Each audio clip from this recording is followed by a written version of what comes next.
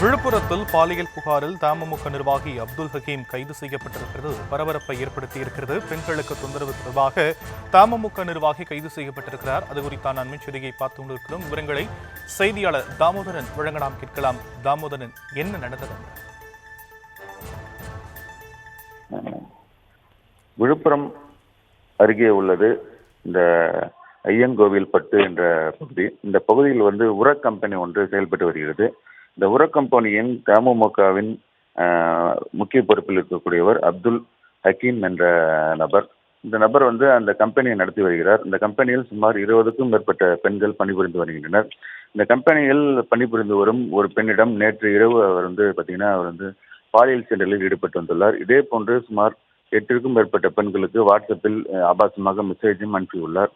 தொடர்பாக நேற்று இரவு அந்த பெண் சில்மிஷத்தில் ஈடுபட்ட பெண் உடனடியாக வெளியே சக ஊழியர்களிடம் தெரிவித்துள்ளார்.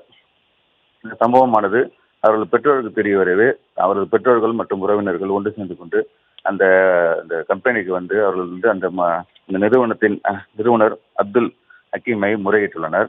அப்பொழுது அவர்களுக்கிடையே வாக்குவாதம் ஏற்பட்டு உறவினர்களுக்கும் அவர்களுக்கும் வாக்குவாதம் ஏற்பட்டுள்ளது. இந்த சம்பவத்தை தொடர்ந்து அவர்கள் உறவினர்கள் ஆத்திரமுற்று அந்த உர கம்பெனியை கண்ணாடி உள்ளிட்ட பொருட்களை அடித்து உடைத்ததுடன் மிகுந்த கலவரமாக அந்த பகுதி மாறியது. சம்பவம் அறிந்து உடனடியாக சம்பவத்திற்கு இந்த விழுப்புரம் நகர காவல்துறையினர் மற்றும் ஏடிஎஸ்பி உள்ளிட்ட அதிகாரிகள் அவர்களிடம் பேச்சுவார்த்தை நடத்தி சமாதானம் நடத்தினர். இதனைத் தொடர்ந்து அப்துல் ஹக்கீம் இந்த பாலியல் சீண்டலில் ஈடுபட்டது தெரிய வந்ததை தொடர்ந்து அவரை உடனடியாக கைது செய்து விழுப்புரம் தாலுகா காவல் நிலையம் அழைத்து சென்று அவரை விசாரணை மேற்கொண்டு வந்தனர். இந்த சம்பவமானது விழுப்புரத்தில் பெரும் பரபரப்பை ஏற்படுத்தியது. மேலும் அந்த விசாரணைக்காக அழைத்து செல்லப்பட்ட அப்துல் ஹக்கீம் என்பவரை வழக்கு பதிவு செய்யப்பட்டு நீதிமன்றத்தில் ஆஜர்படுத்தி சிறையில் அடைத்துள்ளனர்.